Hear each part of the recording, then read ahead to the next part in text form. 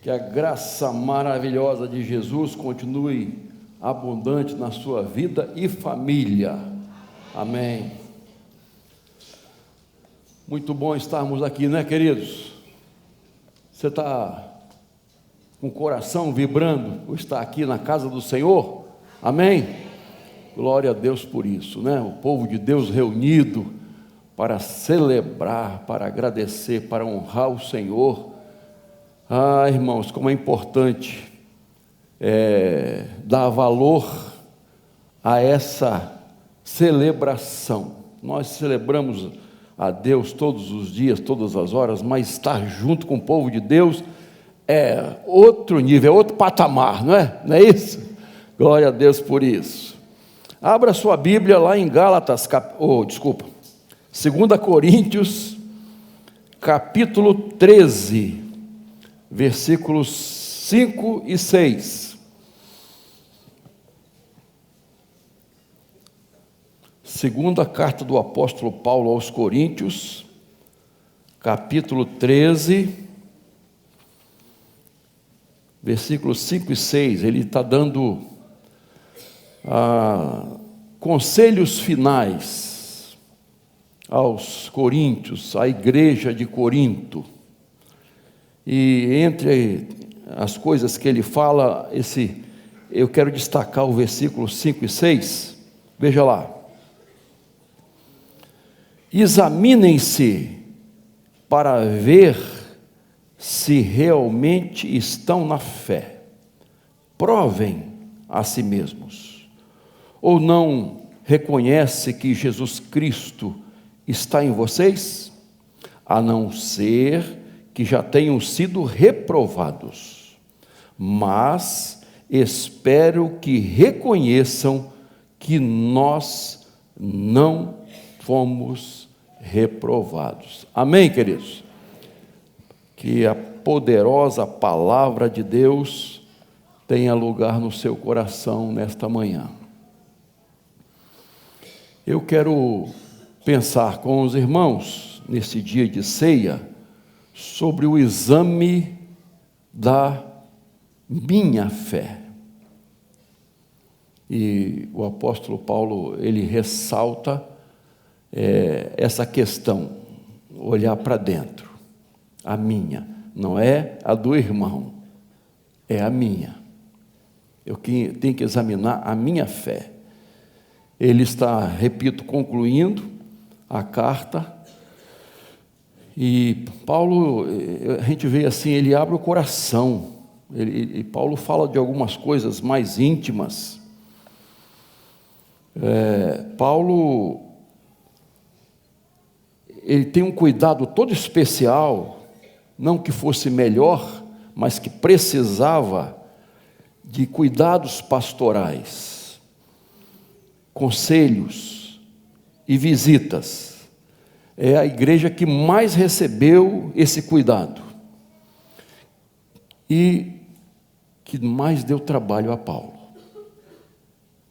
Se você examinar as outras igrejas que Paulo fundou, e essa foi a igreja que mais deu trabalho a ele, e o fez sofrer mais, de alguma forma, porque falsos mestres se instalaram dentro da igreja,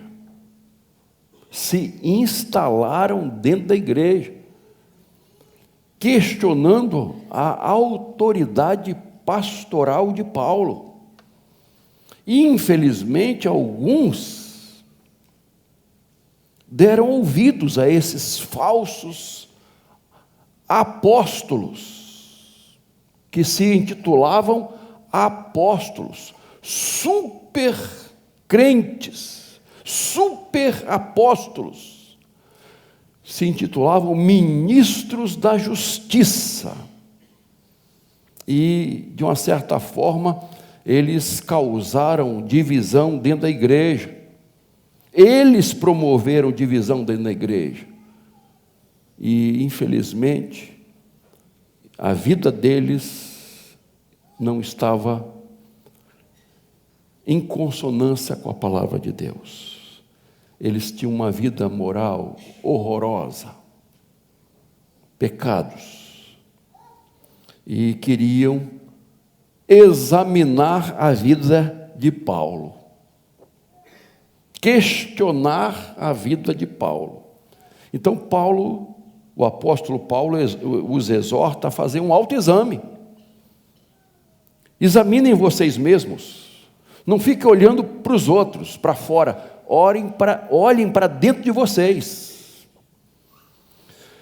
Eles queriam desqualificar o apóstolo Paulo, e nessa tentativa de desqualificar o apóstolo Paulo, eles estavam se desqualificando como líderes, tentando reprovar Paulo. Eles estavam sendo reprovados. Olha só como é que as coisas acontecem. Irmãos, a gente vê na prática que aqueles que depressa condenam os outros são muitas vezes aqueles que escondem na sua vida sérios pecados.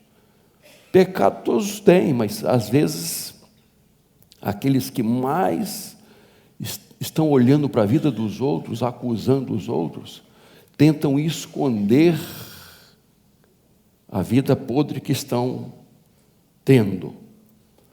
Quando eles jogam lama nos outros, querendo limpar a imagem deles. Que tristeza, irmãos. Que tristeza. Se escondem atrás das críticas. Então, Paulo está orientando nesse sentido. Para de olhar a vida dos outros, tentando desqualificar os outros. Veja exatamente a sua vida. A vida de vocês, não é? Eu já citei aqui, tem um adesivo nos carros, que não sei quantos já viram, diz assim: cuide da sua vida, porque da minha, cuido a Jesus. Né? Cuido eu também, está certo, né? Mas cuide da sua vida, porque da minha Jesus está cuidando, né? Então, às vezes a gente tem essa tentação de ficar olhando a vida dos outros. Jesus disse assim: olha, esses veio o que? Um cisquinho no olho dos outros e não vê o que? A trave que está nos seus olhos, diante deles. Então, é nessa linha que Paulo vai e nos faz, então, esse convite, nos exorta a olhar para a fé, fazer o exame da fé. Então, deixa a Bíblia aberta aí, nós vamos ver 3 coisas importantes sobre a fé, o exame da fé. A primeira coisa que Paulo nos ensina é examinar a nossa permanência na fé. Veja o versículo 5, a parte A diz assim: examinem-se para ver se realmente, o quê? Para aí. Se realmente estão na fé. Paulo não diz se vocês um dia tiveram fé, mas examine se vocês permanecem na fé.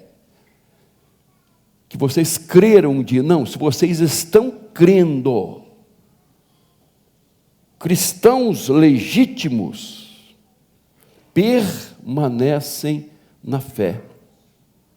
Convertidos de verdade permanecem na fé.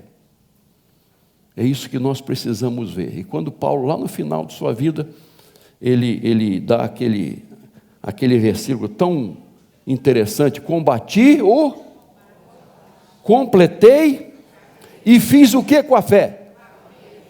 O que é guardar a fé? Botar numa gaveta? Conservei. Eu permaneci na fé. Irmãos, como é importante nós entendermos isso. Permanecer na fé. Lá em 1 Coríntios capítulo 16, verso 13, Paulo exorta assim: fiquem alertas, permaneçam firmes na fé, mostrem coragem e sejam fortes. Olha só, fiquem alertas, permaneçam firmes na fé. Essa é a ideia aqui, irmãos, de eu examinar a minha permanência na fé. Em tudo que penso, em tudo que falo, em tudo que faço, nas minhas decisões, naquilo que deixo de fazer, será que eu estou demonstrando permanência na fé? Uma vida de fé coerente.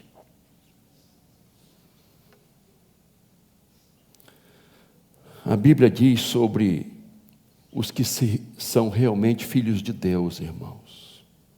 Não é difícil entender quem são os verdadeiros filhos de Deus. Então eu não tenho que olhar para os outros, eu tenho que me questionar: eu nasci de novo? Olha que pergunta difícil. Eu nasci de novo? Eu morri para o mundo e ressuscitei para uma nova vida. Eu crucifiquei o meu eu, a minha vontade, os meus desejos, as minhas paixões, eu crucifiquei. Já estou crucificado com Cristo e vivo não mais eu, mas Cristo vive em mim. Será que eu posso dizer isso com certeza? A minha vida foi transformada. A minha vida foi transformada. O meu viver é para a glória de Deus. Eu tenho sido fiel ao Senhor. Um fiel mordomo daquilo que Deus colocou nas minhas mãos. O reino de Deus é buscado em primeiro lugar na minha vida. Deus tem o primeiro lugar na minha vida. Eu compartilho com o meu próximo os bens, as bênçãos que Deus tem me dado. Eu amo a obra missionária. Meu coração arde para que outras pessoas conheçam Jesus. Esse Jesus que eu conheci um dia, que alguém compartilhou comigo. Meu coração arde pela obra de evangelização. Meu desejo é fazer discípulos, fazer com que outras pessoas conheçam Jesus, sigam a Jesus. E uma pergunta inquietante sempre é: quantas vidas você ganhou para Jesus? Eu não estou perguntando quanto tempo você tem de igreja, de convertido, de convertida. A pergunta é: quantas vidas você levou a Jesus? Você influenciou? Você levou aos pés da cruz? Nós precisamos responder isso, irmãos. A igreja de Corinto, muitos diziam que estavam salvos, que eram super, mas não tinham tido um encontro real com Jesus. Se acostumaram com a vida da igreja. Então eu tenho que examinar. Primeiramente, Paulo diz: examine a sua permanência na fé. Você permanece na fé, crendo na palavra, nas promessas de Deus. Você realmente permanece. A segunda coisa que Paulo nos ensina aqui, irmãos, precisamos examinar a autenticidade da nossa fé. Autenticidade. Ele, versículo 5, a parte B, diz assim: provem a si mesmos. E essa palavra aqui é muito importante. Provem a si mesmos. Não é provar os outros. A ideia de provar é ver a veracidade, a autenticidade da nossa fé. Porque todos dizem que tem fé, irmãos. A maioria das pessoas diz que tem fé em alguma coisa. E alguém diz: é importante você crer em alguma coisa. É importante você ter uma religião. É importante você seguir algum caminho. E não é isso que a Bíblia diz. Você sabe disso, não vou me delongar aqui. Você sabe disso. Que fé é essa? Em quê? Em quem? Qual o objeto da nossa fé? Quando uma pessoa vai no cartório para autenticar um documento, a veracidade, se aquilo é verdadeiro, né? E aí tem um carimbo, não, é verdadeiro. Eu sei que tem até falcatruas nisso aí, mas isso aí não é com a gente. É essa ideia, irmãos. Legitimidade, veracidade da fé. Que fé é essa? Está alicerçada em quê? Na palavra? Em Jesus? Nas promessas de Deus? Tem gente que tem fé em tantas coisas, e essa fé não vale de nada. Não é a fé salvadora, não é a fé santificadora, não é, queridos. E quando você abre Tiago, o livro de Tiago, ele diz da fé fingida, fé falsa, fé morta. Ele diz até que o diabo crê e estremece. Olha só. Então, não adianta dizer só que tem fé. Qual é o objeto da fé? Em que se fundamenta a minha fé? E isso é importante, irmãos, porque o próprio Tiago diz: fé sem obras é? Em que sentido? Ele está entrando em contradição com o apóstolo Paulo? Não. Ele está falando do resultado da fé. Eu não creio para ser salvo.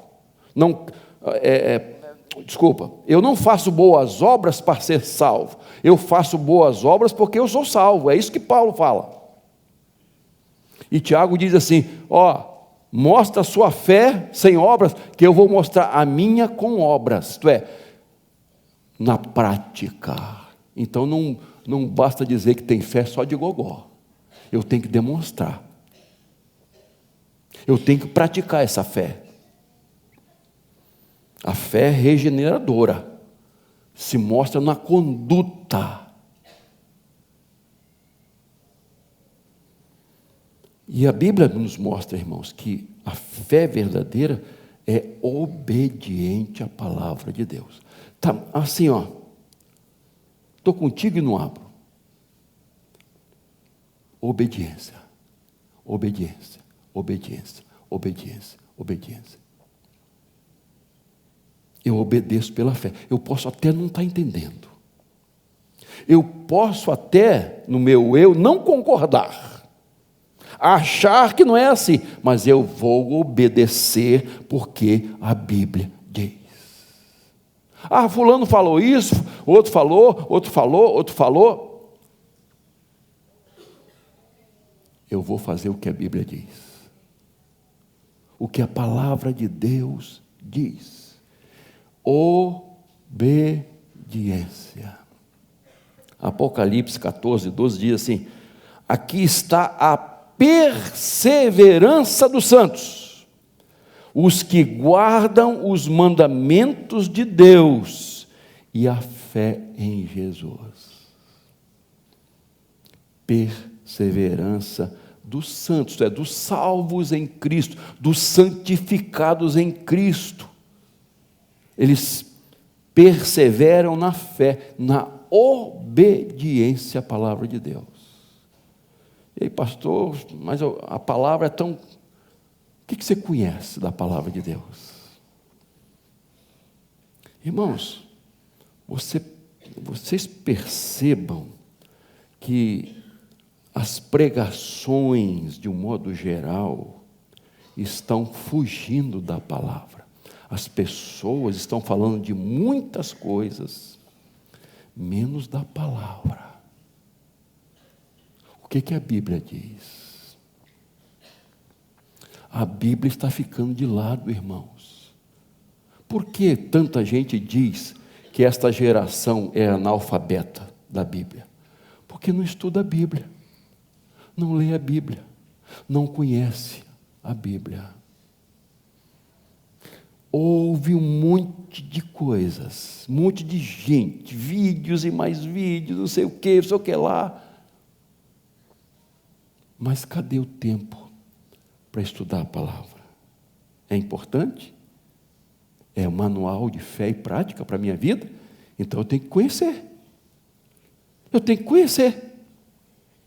O que a Bíblia diz? Então, a ideia aqui, irmãos, é de examinar, né, provar, é suportar prova. É uma fé que suporta a provação. Na época, uma moeda era jogada no chão, no mármore, e era facilmente identificada se era de prata ou de chumbo pelo barulho. É essa a ideia. A autenticidade. Aquilo que é de verdade é conhecido. Jó 23:10 diz assim: mas ele sabe o meu caminho, se ele me provasse, eu sairia como provação. E Jó não foi provado, né, irmãos? Jó foi provado e saiu como ouro, porque suportou e venceu todas as provações.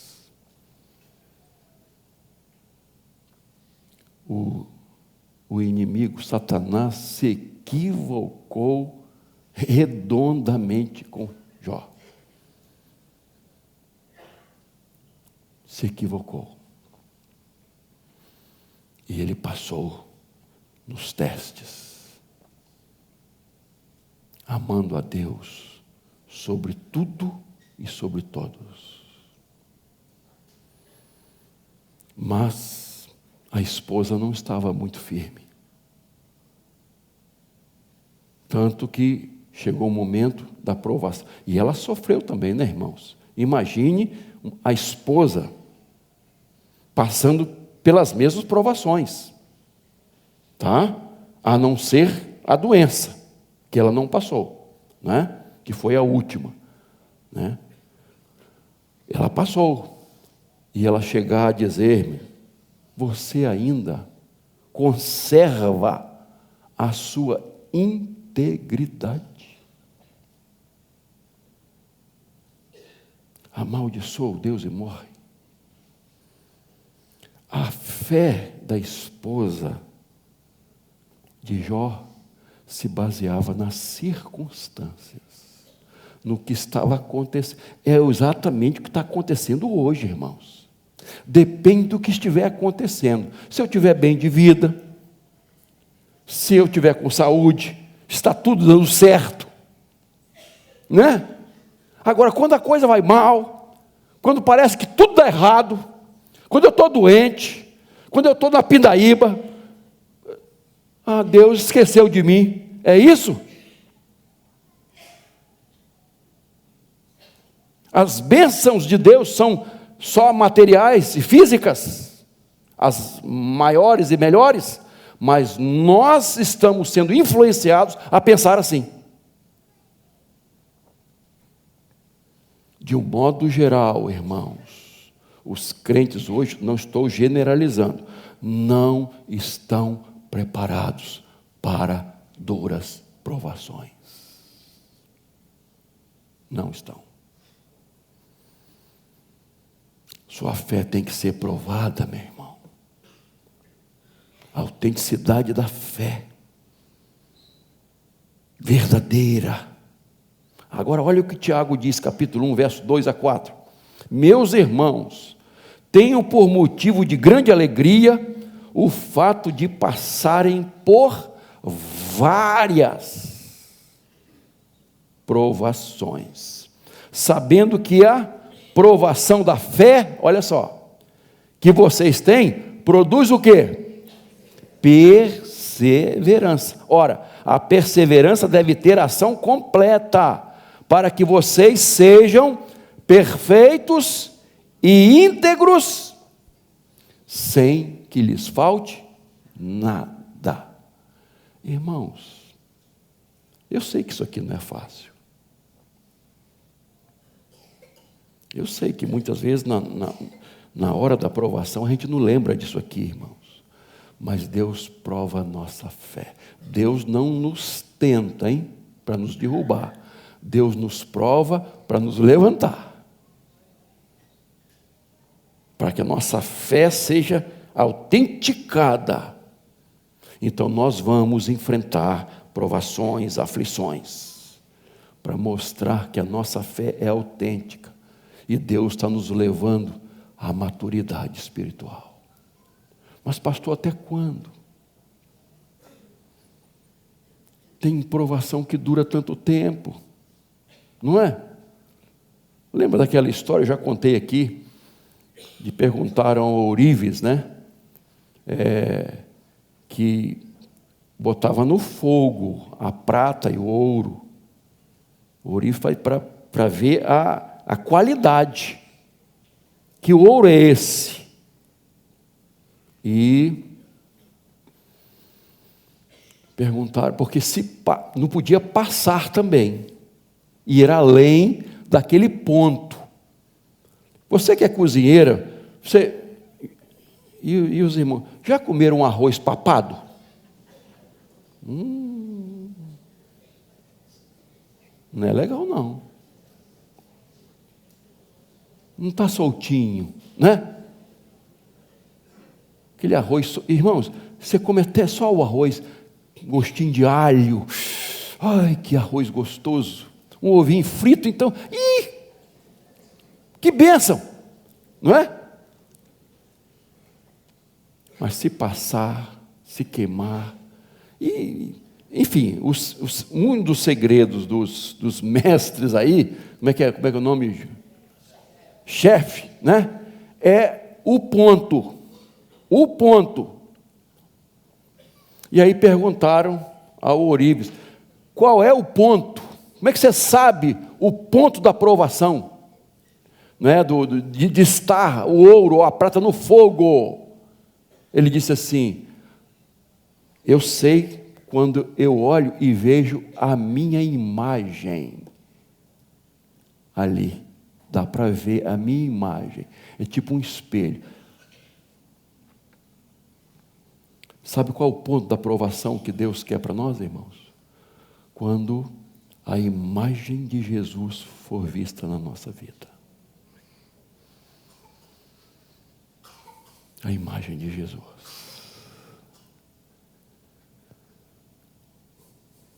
E aí, irmãos, Deus precisa nos provar bastante, né?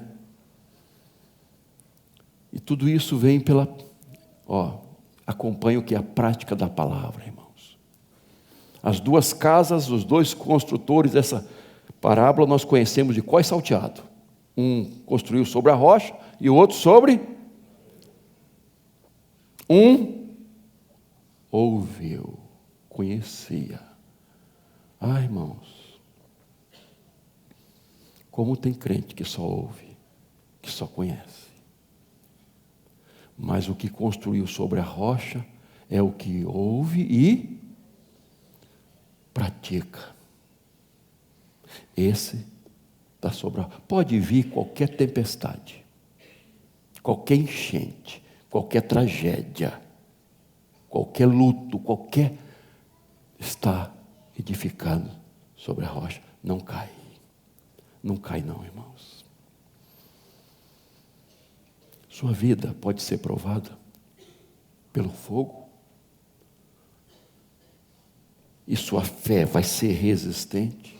Pode vir qualquer coisa. Irmãos,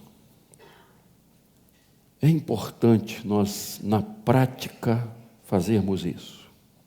Examinar a autenticidade da nossa fé. Você é fiel, custe o que custar. Você é fiel, custe o que custar. Independentemente das circunstâncias. Na alegria ou na tristeza, na festa ou no luto, na abundância ou no aperto, na saúde ou na doença, na satisfação ou na tribulação. Você é fiel perto ou longe, sozinho ou com a sua turma,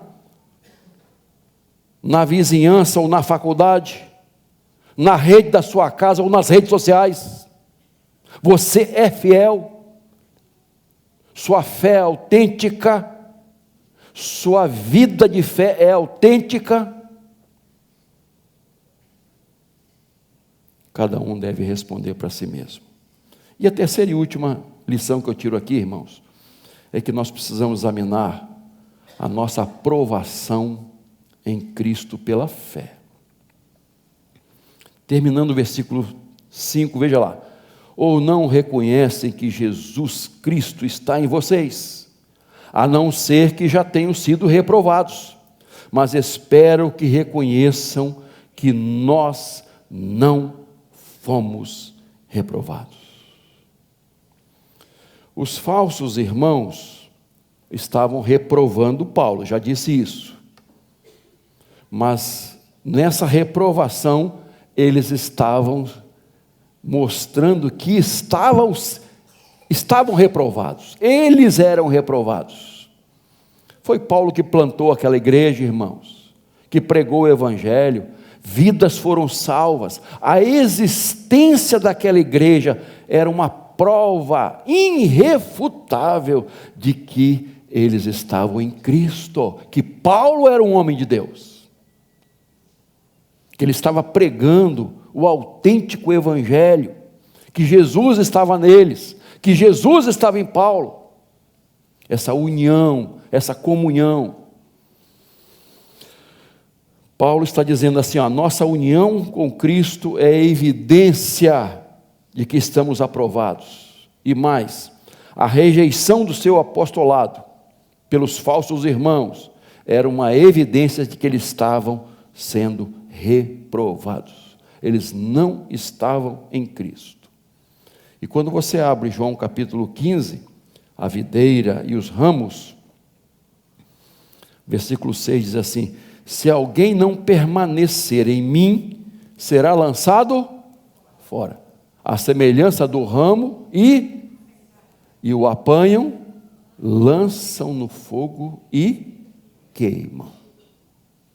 Os falsos irmãos que estavam querendo reprovar Paulo, não estavam produzindo frutos espirituais, não tinham uma conduta condizente com o discurso. Acontece muito isso, irmãos, por isso estavam sendo reprovados. Não adianta só dizer que é cristão, dizer que é evangélico, dizer que é servo, não adianta dizer, só dizer, irmãos. Frutos, pelo fruto se conhece a árvore. Frutos, evidência de que nós estamos unidos em Cristo. Irmãos, a verdadeira espiritualidade não se evidencia por dons. Os coríntios, Paulo diz, eles tinham todos os dons. Mas faltava o quê? Fruto. A verdadeira espiritualidade não se evidencia por dons, mas pelo fruto do Espírito Santo. Fruto do Espírito Santo: amor, alegria, paz, longanimidade, benignidade, bondade, fidelidade, mansidão, domínio próprio, temperança. Frutos. Fruto se vê. Fruto se vê. Minha vida tem produzido o fruto do Espírito dentro da minha casa. Como é que é, irmãos?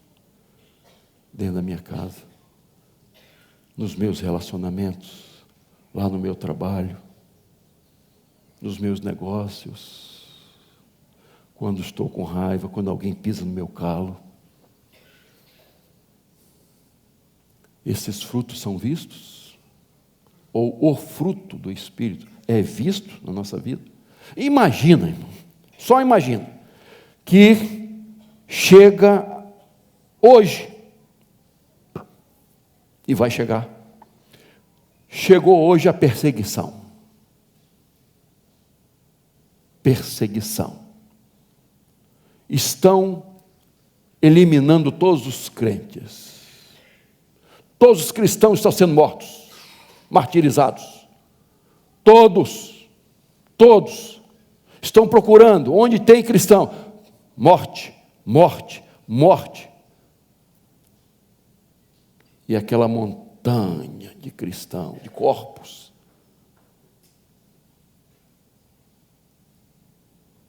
A minha pergunta é: você seria identificado?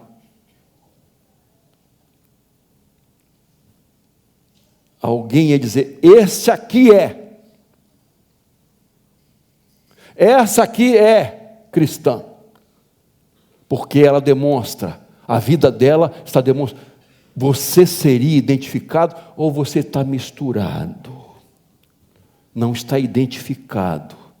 Você está se ajustando, igual o camaleão, né? Como é que é isso? Você seria martirizado como cristão, como cristã? É fácil ver que você é um servo, uma serva de Deus? É fácil de ver isso?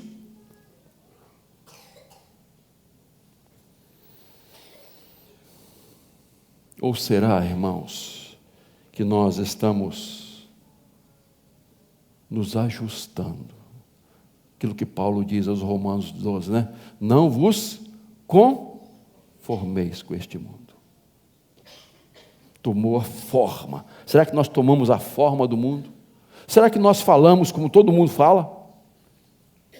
Nós estamos agindo como todo mundo age? Nós estamos nos vestindo como todo mundo? Nós estamos postando fotos sensuais como todo mundo faz isso? O namoro é como o namoro de todo mundo? Meus negócios é feito assim, querendo tirar vantagem dos outros, sempre. Lei do Gerson. Como é que é, irmãos? Minha mente, meus pensamentos, como é que é? Meu comportamento, o que eu bebo, o sexo, como é que é? Eu entendo como todo mundo entende? Que é assim mesmo? Eu estou me ajustando e aceitando, como muitas igrejas, o homossexualismo? Vamos abrandar a coisa para receber essas pessoas. Isso é igreja inclusiva? Onde está isso na Bíblia? Que abre mão da doutrina da palavra de Deus, para se ajustar, para agradar, para não ficar mal. Não, irmãos. A infidelidade é normal? Infidelidade conjugal é normal? É assim mesmo?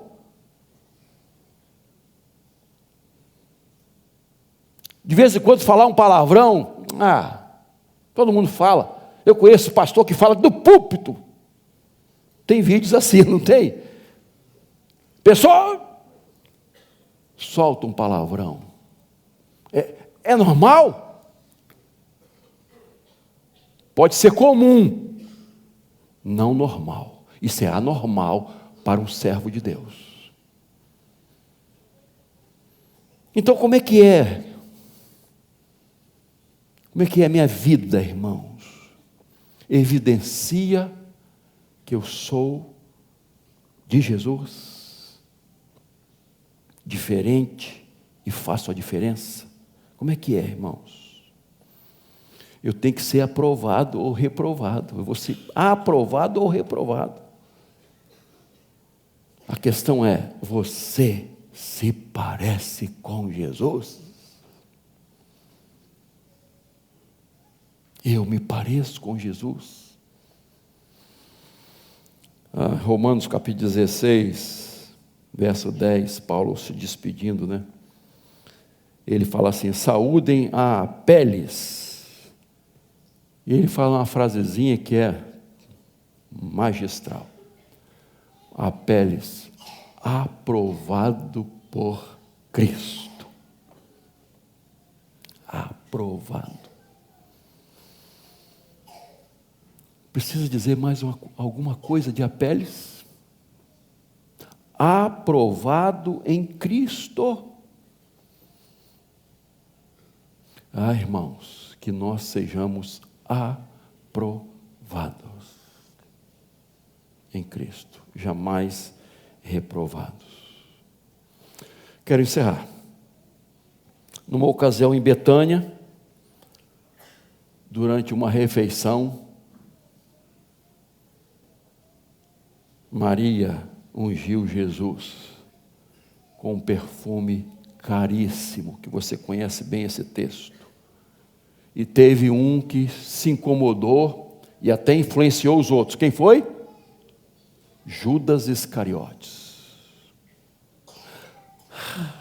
Que desperdício. Esse dinheiro poderia ser usado para ajudar tanta gente.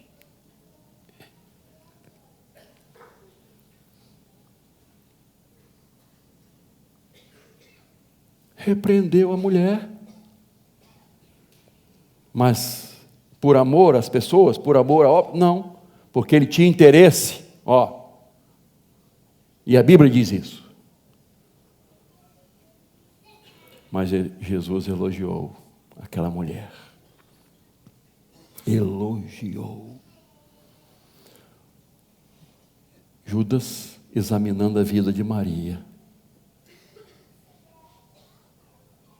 criticando Maria, não olhou para si mesmo. Um coração influenciado pelo inimigo. Meu irmão, é isso que Paulo está dizendo. Olhe para dentro de você. Olhe para dentro de você. Examine a sua fé, a sua permanência na fé.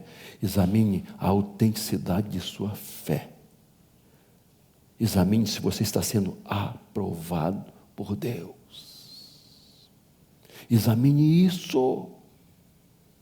Olhe para a sua vida cristã. O valor que você dá às coisas espirituais. A igreja de Jesus. A palavra de Deus. A sua família. É isso que tem valor para você? Ou será que são as coisas que nós vamos deixar aqui? Que Deus tenha misericórdia de nós, para que possamos examinar a nossa fé e concluirmos que nós permanecemos, que a nossa fé é autêntica e que estamos sendo aprovados por Deus. E se não, vamos perseguir este alvo, vamos buscar o Senhor, para que possamos ser como Apeles, aprovado por Deus. Amém?